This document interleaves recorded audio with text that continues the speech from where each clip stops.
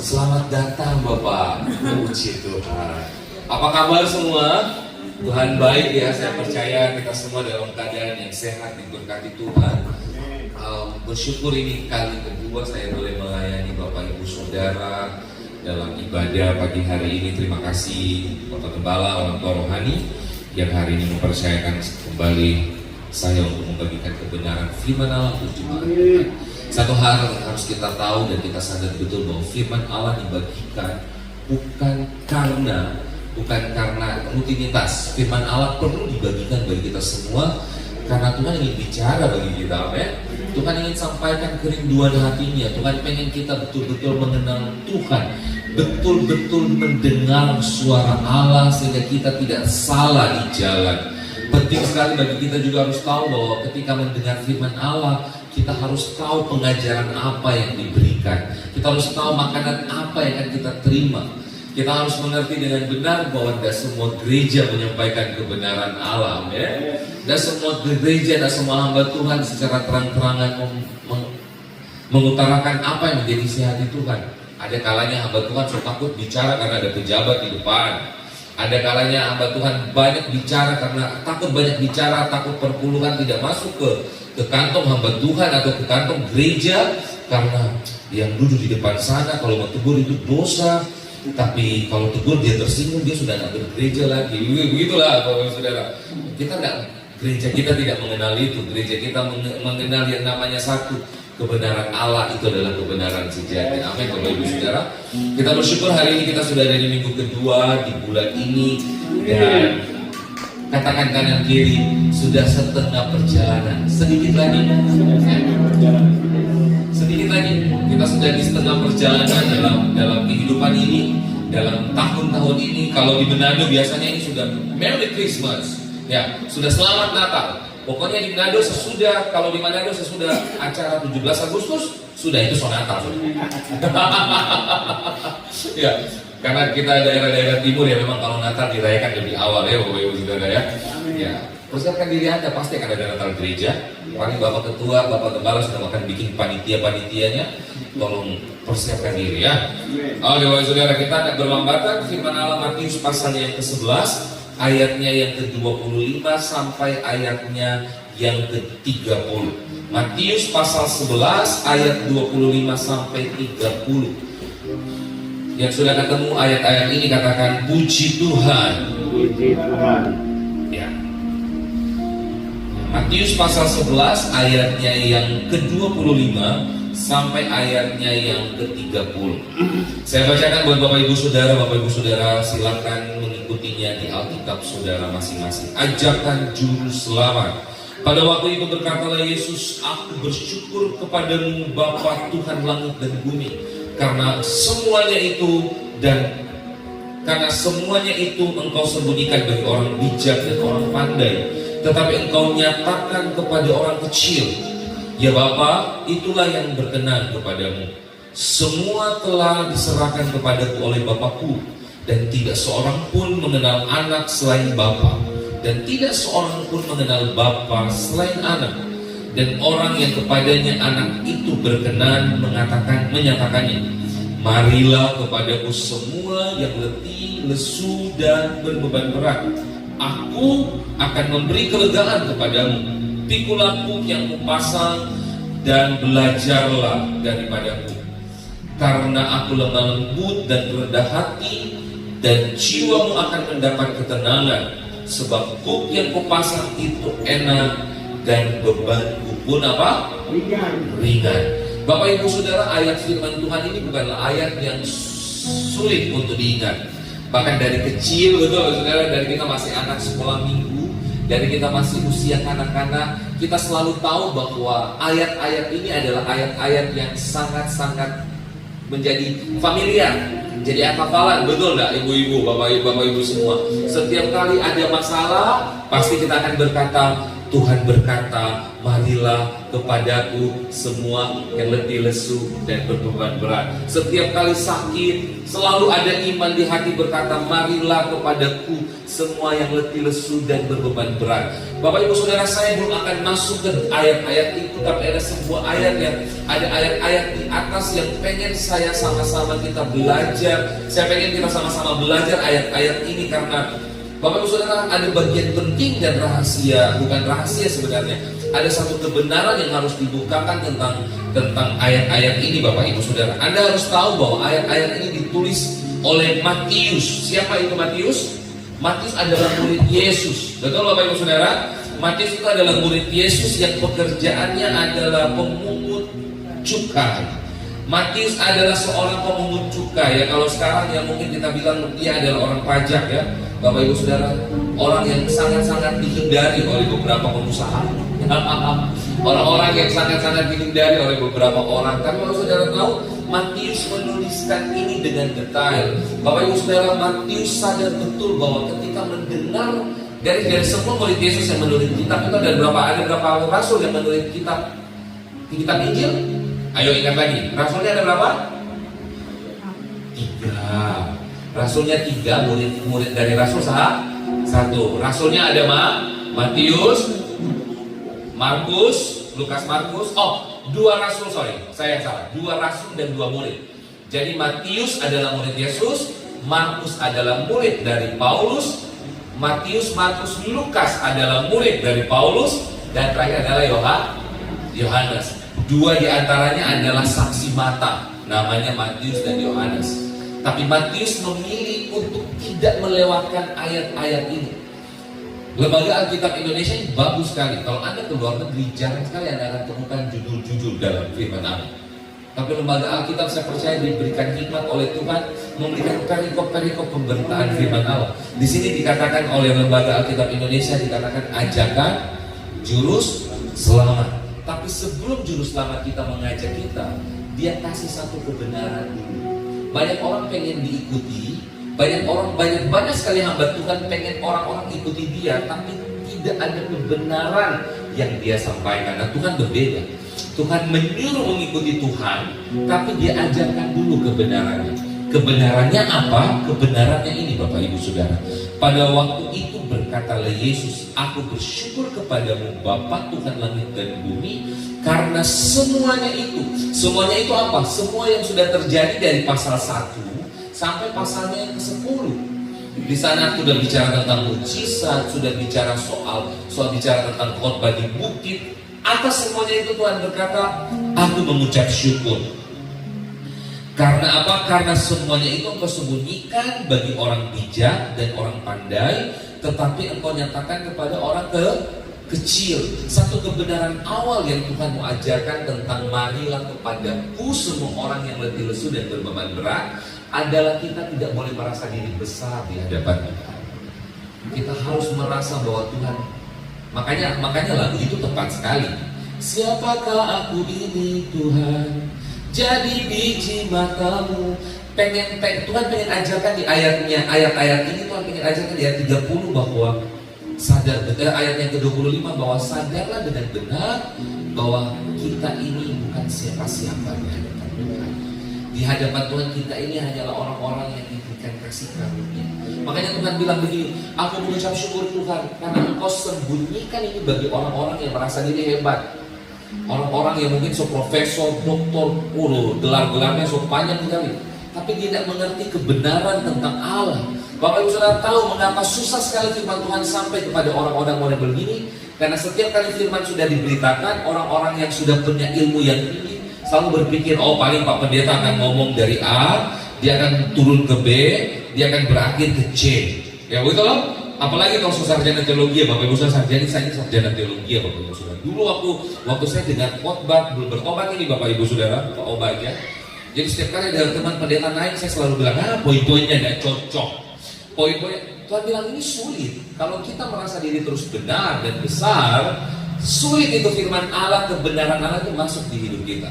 Jadi poin yang pertama yang saya mau ajarkan kepada jemaat Tuhan yang ada di Kingdom of God Family adalah ketika mendengar ajakan juru selamat melalui hamba Tuhan yang lagi bicara, kita kesampingkan dulu apa yang kita mengerti di lalu-lalu.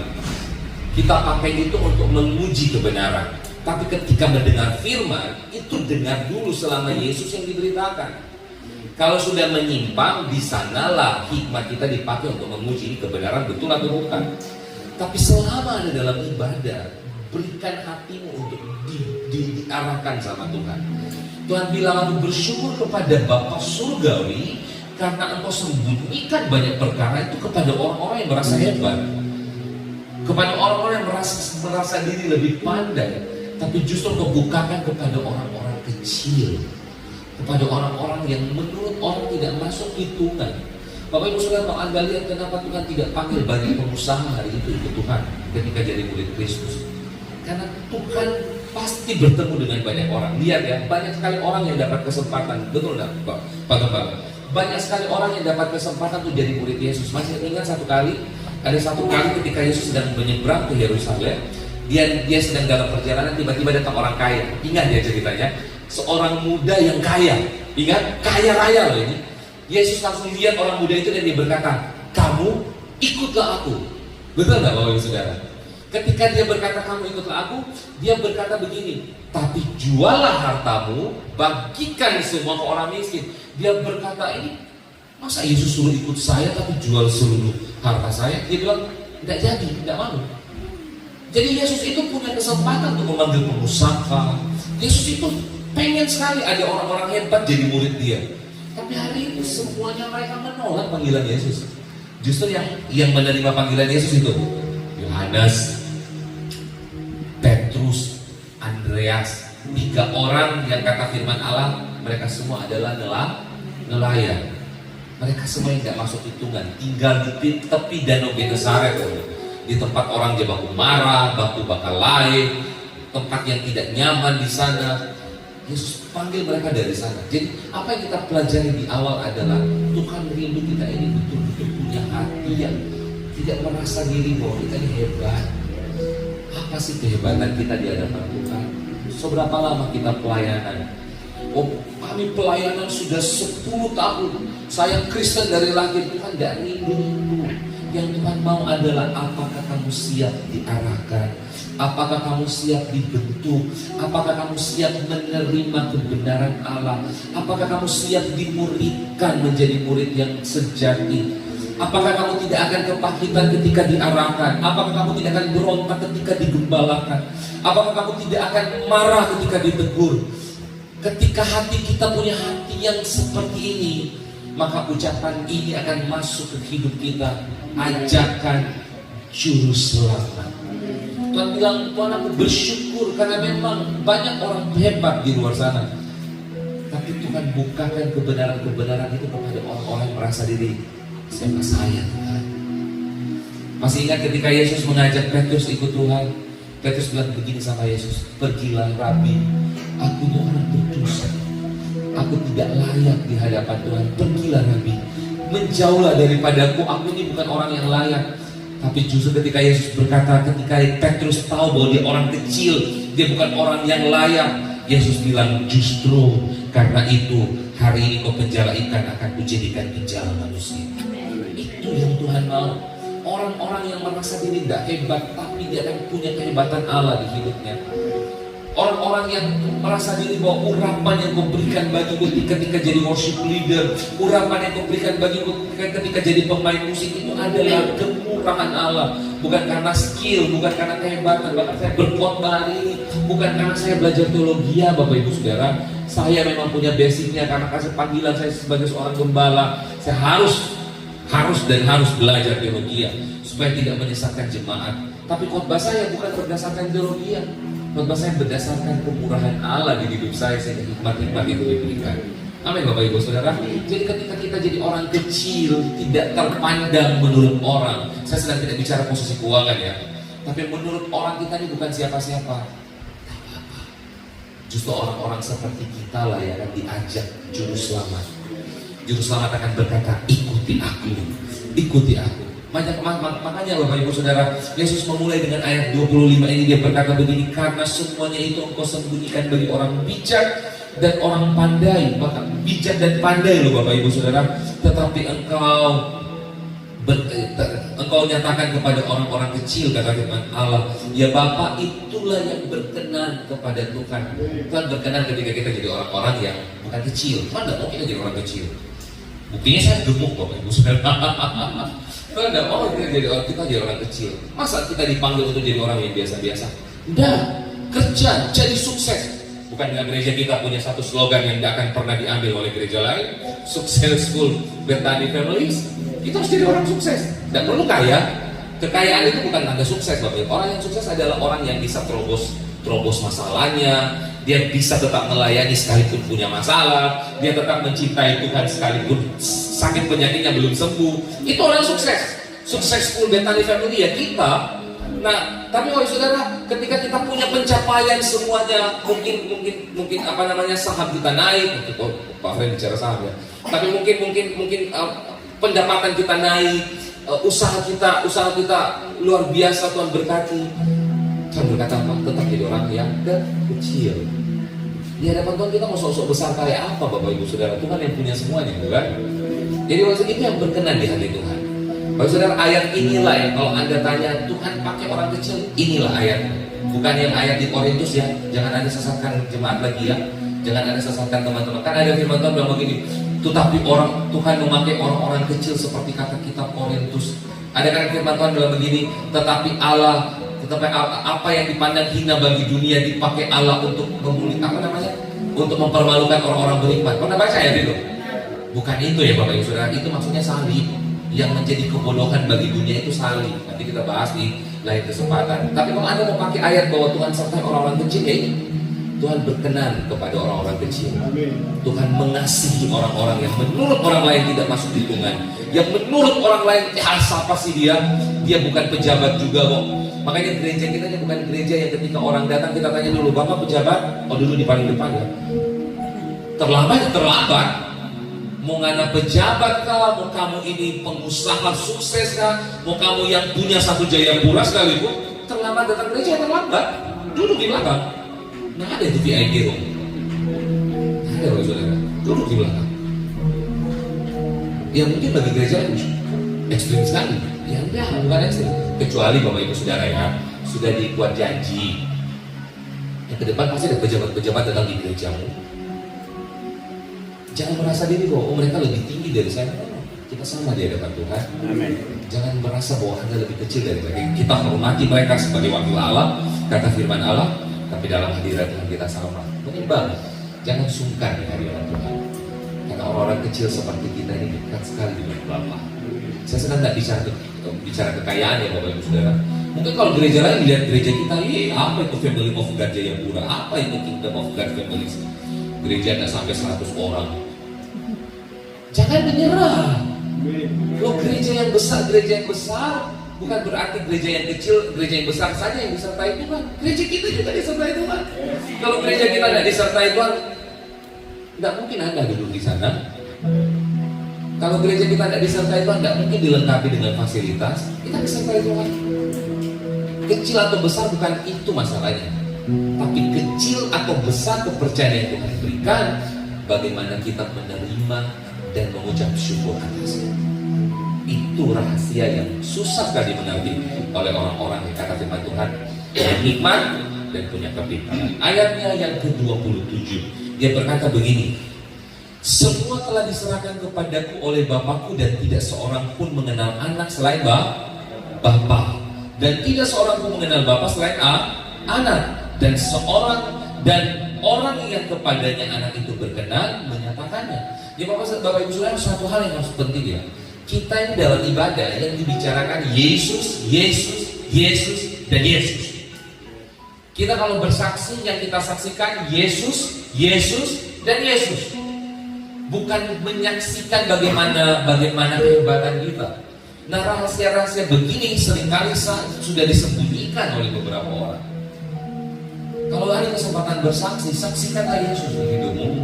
Kalau ada kesempatan melayani, pimpin family altar, ibadah setiap minggu, khotbah, belajarlah untuk khotbahkan Yesus dalam hidup kita. Kata firman Allah, aku Aku mengenal Bapa dan Bapa mengenal aku, kata Yesus. Bapa dan Yesus adalah satu. Yang percaya ini katakan amin. Karena di luar sana ada gereja berkata bahwa Yesus itu bukan Allah. Jangan tersesat dengan hal ini. Kebenaran Yesus Kristus adalah Tuhan. Yang tidak menerima dia sebagai Tuhan, kata firman Allah, tidak masuk surga. Sungguhan. Tidak ada itu perbuatan baik dapat membawa kita ke surga. Sebaik apapun Anda, sesuka menabur apapun Anda jadi orang yang terus-terusan melayani kebaikan kita, tidak akan pernah bawa kita masuk surga kalau kita tidak percaya Yesus. Jadi kalau ada orang ketuk rumahmu, selamat siang, permisi, saya mau memperkenalkan sebuah gereja. Yesus itu bukan Tuhan. Langsung bilang dalam nama Yesus, pergilah wahai pembuat kejahatan. Saya kaget gerejanya ada di sini soalnya Bapak Bapak. Doakan ya. Kasihan macam-macam mereka yang lagi hilang itu. Kita doakan mereka kembali. Jangan-jangan ada kendala kita menyeberang ke sebelah itu. Bawa dia kembali. Saya pernah Bapak sudah di pesawat, sampai di pesawat terbang. Ada satu yang bagus dari mereka. Mereka suka sekali untuk memberitakan Injil palsu itu. Tidak menyerah loh. Tidak menyerah. Di pesawat Bu, saya lagi tidur pakai headset. Permisi Pak, mau berangkat nih Pak. Saya punya selebaran balai kerajaan. Cuma balai kerajaan. Yang saya tahu di balai desa, ini balai kerajaan. Diperkenalkan saya. Dia tidak tahu ini hamba Allah. Dia tidak tahu. Sebelum mulai saya bilang, oh ibu kita mau sharing firman Allah. Yuk kita berdoa. Percayalah, orang-orang begitu tidak mau kita doakan. Jadi satu rumus buat Anda. Kalau ada orang begitu datang, mereka sangat rapi, bawa selebaran, ketuk-ketuk rumah. Mereka masuk rumah keluar rumah soalnya, ya, memperkenalkan Injil yang lain itu, bilang sama mereka, jujur, saya doakan Anda. Langsung doakan supaya bertobat di sini. Kata firman Allah, sekalipun ada malaikat sorga turun dari sorga, tapi dia beritakan Injil yang lain, kata firman Allah, usir dalam nama Yesus. Itu tidak usah lagi bilang ibu ini salah ya, tidak, langsung bilang dalam nama Yesus ibu. Bertobatlah karena kerajaan Allah sudah dekat. Kata Yesus, Bapa dan aku adalah satu. Aku di dalam Bapa, Bapa di dalam aku.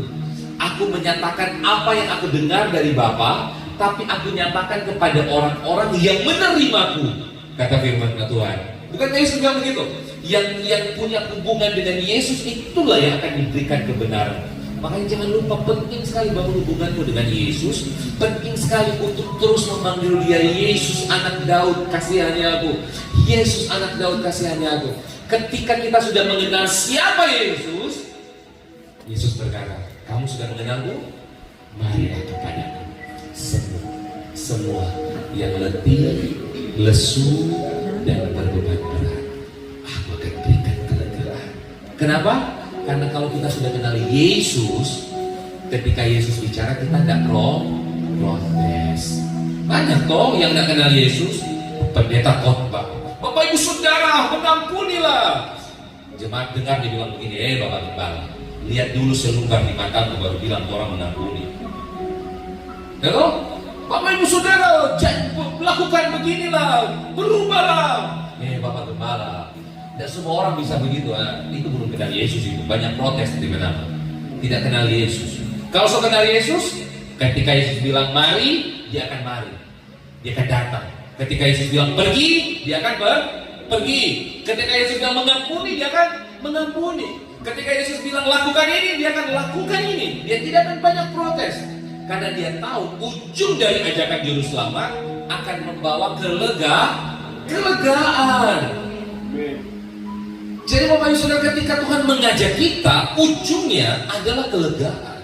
Ketika Yesus berkata sabar, ujungnya kita akan lega. Jangan cuma bicara itu doi, Bapak Ibu Saudara. Jangan cuma bicara itu uang. Marilah kepadaku semua yang letih lesu. Ini bukan cuma masalah uang. Ada yang sudah mulai letih melayani. Tuhan, dari dulu saya melayani begini saja. Tuhan, dari dulu saya mengasihi begini saja. Bapak Ibu Saudara, teruslah melakukan yang benar. Ujungnya adalah kelegaan.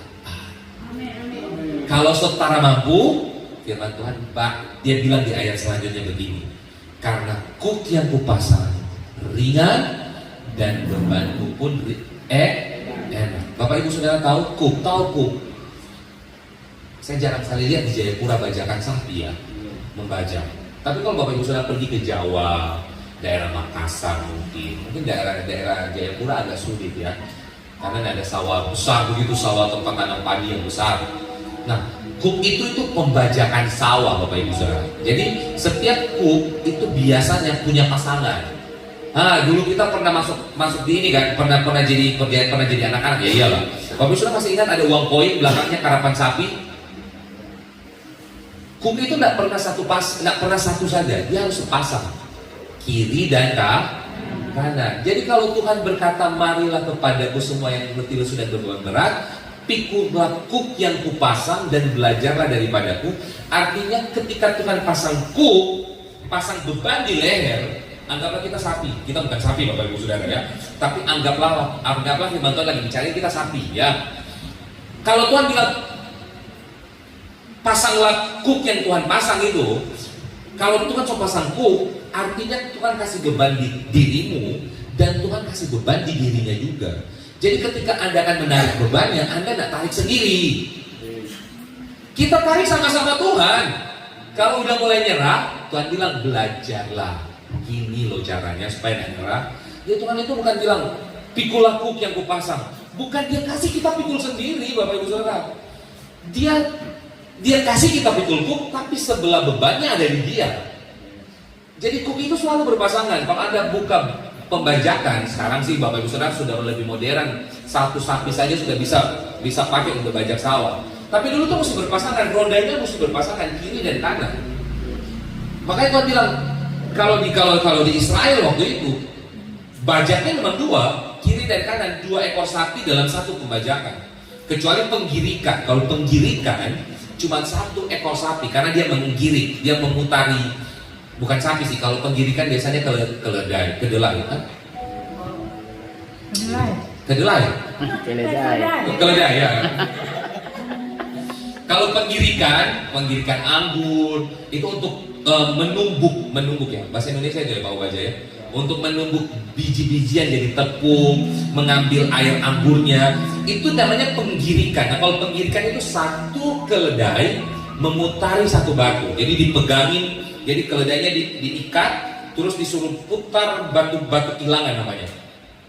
Dia ada 2, di bawah besar, di atasnya lebih kecil, terus di atasnya itu ditaburi benih-benih gandum. Nanti dia diputar-putar sampai jadi tepung. Nah, kalau penggirikan 1. Tuhan tidak bilang, pikulah girikan yang kupasang. Gak enak sih memang dengarnya. Tuhan bilang, pikulah kuk yang kupasang. Karena ketika kita pasang kuk, Bapak Ibu Saudara, bukan cuma kita yang pikul, Tuhan di samping kita. Makanya jangan pernah merasa sendiri punya beban deh.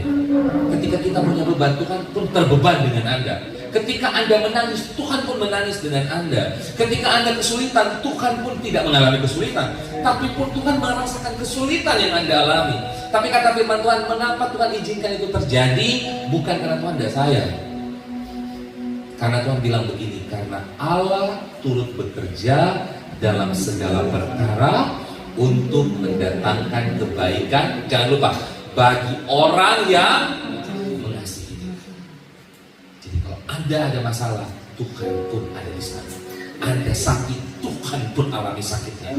Anda kekurangan uang, Tuhan pun percayalah. Mungkin uangnya tidak datang karena Tuhan tidak mau kita serba instan. Kalau bisa Tuhan kirimkan hari itu, Tuhan langsung bilang ya, kamu berdoa hujan emas dari sorga. Tapi Tuhan tidak mau kita jadi orang begitu kan. Tuhan mau kita usaha, Tuhan mau kita bekerja, dan Tuhan yang akan sertai. Pikul kuk yang Tuhan pasang. Kalau mau sakit hari ini, Tuhan pun lagi ada di sana. Tuhan mengasihi Anda. Jangan merasa sakit sendiri. Tuhan ada di sana. Dan gak usah teriak. Dia ada di samping.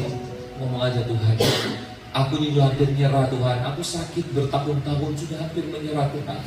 Bagaimana Tuhan? Tuhan bilang apa? Ketika memikul kuk sakit penyakit itu, belajarlah daripada Tuhan. Dia ada di sampingmu. Dia mau ajari Anda. Gini loh anakku, caranya jalan begini. Caranya supaya kau tidak menyerah begini. Jadi Bapak Ibu Saudara, satu hal kebenaran ini yang saya mau sampaikan. Yang pertama, jangan pernah merasa diri hebat ya. Yang kedua adalah belajar dari Tuhan. Jangan belajar dari saya. Jangan belajar dari mau baca. belajar dari Tuhan. Kalau yang kami sampaikan adalah pribadi kami, itu salah. Tapi kalau kami sampaikan kebenaran Allah, mengapa Anda menolaknya? Kalau yang kita sampaikan adalah Injil yang benar, mengapa Anda menolaknya? Bahkan firman Allah berkata, sekalipun Injil itu diberitakan dengan maksud tidak benar, tapi selama Injil itu disampaikan dengan benar, Injilnya disampaikan oleh orang yang pengen terlihat, pengen dapat perpuluhan, pengen dapat persembahan. Kalau Injil pun disampaikan dengan maksud-maksud begitu oleh hamba Tuhan, tapi selama beritanya tentang Yesus, kata firman Allah, Injil itu pasti akan menembus hati. Dia akan memisahkan sumsum dan tulang. Dia akan pisahkan daging dan roh. Dia akan masuk sampai menembus jiwa kita. Jadi Bapak Ibu Saudara, datanglah kepada Allah, belajarlah pada Yesus. Amin. Belajarlah pada Yesus. Jadi kalau kita hampir menyerah, kita lihat Tuhan kita tidak menyerah. Jangan berkata bahwa ada orang-orang yang begini, Pak Pendeta, dia bilang begini. Bagaimana Yesus bilang, bagaimana Pak Pendeta bilang belajar dari Yesus? Ya iyalah, Yesus itu Tuhan, dia tidak menyerah. Bapak Ibu Saudara jangan lupa, ketika Yesus turun ke dunia, dia bukan cuma 100% Tuhan, dia 100% daging. Kata Yohanes pasal 1, firman itu telah menjadi daging. Yesus telah menjadi manusia seperti kita, Bapak Ibu Saudara. Dia merasakan sakit, dia merasakan bagaimana didera, tapi dia tidak menyerah. Ayo Bapak Ibu Saudara, jangan menyerah dengan hidupmu. Bilang kepada suami, bilang kepada sahabatmu, bilang kepada teman di samping kiri kananmu, katakan, aku tidak menyerah denganmu. Karena Tuhan tidak menyerah dengan engkau. Bahkan gereja ini tidak akan menyerah dengan hidup Anda, jemaat Tuhan. Karena Tuhan tidak menyerah dengan Anda. Kalau mau pikir Bapak Ibu Saudara jadi gembala, pasti gembala akan bilang begini, Tuhan, saya masih boleh mendapat kerjaan lain. Tapi karena Tuhan sudah mempercayakan ini ke hidup kami sebagai hamba Tuhan, kami tidak akan menyerah dengan jemaat Tuhan. Jemaat Tuhan mau sayangi kami, mau benci kami, mau dengar-dengaran, tidak dengar-dengaran, kata firman Allah, sama dengan apa, model seperti apapun dombanya, tetap akan digembalakan. Kecuali dombanya memilih jadi kambing. Kata firman Allah, selama mereka ada di ladang yang sama, biarkan gandum dan lalang itu bertumbuh bersama. Siapa tahu lalang bisa berubah jadi gandum. So gereja tidak akan pernah menyerah dengan Anda. Jadi please, jangan menyerah dengan hidup Anda. Jangan menyerah dengan masalah Anda. Jangan menyerah dengan pergumulan Anda. Jangan menyerah cuma karena suami tinggalkan Anda. Jangan menyerah cuma karena istri tinggalkan Anda. Jangan menyerah cuma karena sakit penyakit sudah sembuh. Jangan menyerah cuma karena Tuhan tidak dapat jalan keluar atas keuangan. Jangan menyerah, karena Tuhan belum menyerah dengan engkau dan saya. Amin Bapak Ibu Saudara. Amin. Makanya kalau Anda tidak menyerah, justru setiap minggu Anda akan semakin cinta sama Tuhan. Saya masih sampai hari terngiang-ngiang di kepala saya. Pak Oba aja cerita, ada jemaat itu Pak Gembala, dia kalau datang ke gereja itu jalan kaki. Saudara, wah, cinta akan rumah Tuhan itu pasti akan berbuah manis. Amin. Tidak perlu jadi kaya, tapi kita kaya rohani. Kita kaya akan ucapan syukur, kita kaya akan damai sejahtera. Mungkin makan hari ini makan singkong saja, nah mungkin hari ini kita makan daun-daun singkong tumbuh, tapi hati kita penuh dengan ucapan syukur. Daripada bermegah dengan makanan mewah, dengan segala sesuatu yang mewah, tapi kita tidak rasakan damai sejahtera, tidak bisa tidur, tidak bisa berdoa, tidak bisa bergaul dengan banyak orang karena merasa diri eksklusif. No, jemaat Tuhan mari bertumbuh dan semakin mengasihi Tuhan. Anda mau tetap mengasihi Tuhan, amin? Satu ayat kebenaran terakhir Bapak Ibu Saudara ya. Saya khotbah memang tidak panjang-panjang Bapak Ibu Saudara, karena saya sudah belajar psikologi manusia. Ketika mendengar orang bicara 30 menit, mereka masih antusias. 45 menit mulai garo-garo kaki, 50 menit pura-pura di toilet. Ya tahu ya Saudara. Jadi saya jadi pendeta juga yang bijak dalam ibadah ya. Pas saya berdoa amin, tiba-tiba Anda pulang semua selesai nih Bapak Ibu Saudara. Ya, ayatnya yang terakhir dia berkata begini ya Bapak Saudara ya. Matius tadi ya, Matius pasalnya yang ke-11. Sebab kuk yang kupasang itu enak dan bebanku pun ringan. Bapak Saudara, kuk yang dipasang itu enak. Kenapa? Karena Anda tahu ada rahasia yang benar-benar harus Anda dengar dengan baik. Dan jangan sampai dicuri sama iblis. Ini terakhir.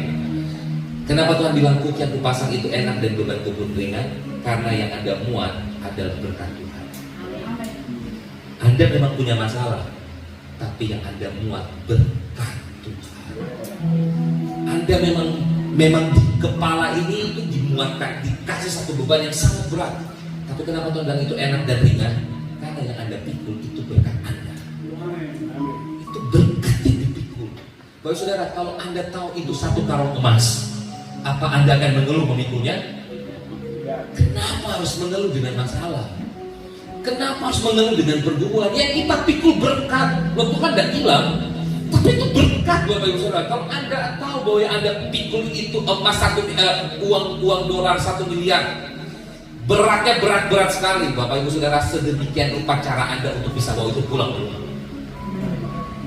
Kalau Anda tahu yang Anda pikul itu emas 30 karat, itu nggak ada ya, cuma 24 karat ya. Emas 24 karat tapi beratnya 100 kilo. Anda akan bilang, sudahlah berat ini emas, ya sudah saya jalan sudah. Bapak Ibu Saudara, tidak ada manusia yang begitu. Pasti dia akan tungguin emasnya, dia akan cari cara supaya emas itu terangkut ke bawah ke rumah. Nah, pikulah kuk yang dipasang karena itu enak dan ringan. Jangan lihat itu sebagai beban yang berat. Sekalipun saya tahu itu berat. Daging ini Bapak Ibu Saudara, belum jadi orang-orang yang penuh kemuliaan Allah ini, belum jadi manusia kemuliaan Tuhan, masih daging, masih merasakan sakit, menderita. Tapi kalau Anda tahu sakit dan penderitaan yang kita alami tidak sebanding dengan kemuliaan yang Tuhan akan berikan, Anda tidak akan menyerah dengan kehidupan. Karena firman Tuhan berkata, Paulus berkata begini, kami tahu tubuh yang fana ini satu saat akan dibongkar. Tapi pergumulan dan pencobaan yang ringan karena Paulus yang kami alami hari-hari ini selama di bumi, itu tidak akan sebanding dengan kemuliaan yang akan kami dapatkan bersama Yesus anak domba Allah yang kudus ini. Amin Bapak Ibu Saudara. Jadi mari bangun keyakinanmu bahwa apa yang kualami hari-hari ini tidak akan melebihi kekuatanmu, dan ujung-ujungnya adalah berkat Tuhan dalam kehidupan kita. Amin Bapak Ibu Saudara. Mari kita bangkit berdiri.